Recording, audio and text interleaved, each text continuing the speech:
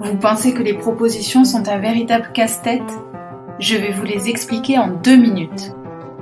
Pour commencer, souvenez-vous qu'une phrase simple ne comporte qu'un seul verbe conjugué. La phrase complexe, elle, s'organise autour de plusieurs verbes conjugués. Ainsi, à chaque verbe dans une phrase va correspondre une proposition.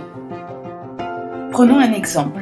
Si vous relevez 3 verbes conjugués dans une phrase, il y aura forcément aussi 3 propositions. Chaque proposition pourra être délimitée grâce à des crochets. Il existe ensuite différentes manières de relier les propositions entre elles. Elles peuvent être juxtaposées, c'est-à-dire reliées grâce à un signe de ponctuation. Elles peuvent être coordonnées grâce à une conjonction de coordination. Et enfin subordonnées. On trouve alors entre chaque proposition un petit mot subordonnant. Proposition principale et proposition subordonnée fonctionnent ensemble. La subordonnée dépend de la principale.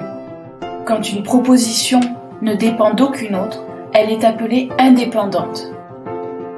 Il existe plusieurs types de propositions. La proposition subordonnée relative. Elle sert à compléter un nom que l'on appelle antécédent. Ici, le nom professeur. La proposition subordonnée conjonctive complétive. Elle complète un verbe. Dans ce cas, le verbe croire. La proposition subordonnée interrogative indirecte. Elle complète également un verbe, mais elle sert à rapporter une question au discours indirect. La proposition subordonnée conjonctive circonstancielle. Elle fonctionne comme un complément circonstanciel. C'est un complément de phrase.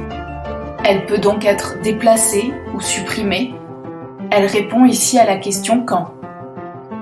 Vous voyez, c'est facile. Et vous reverrez en plus toutes ces propositions en classe de 3e.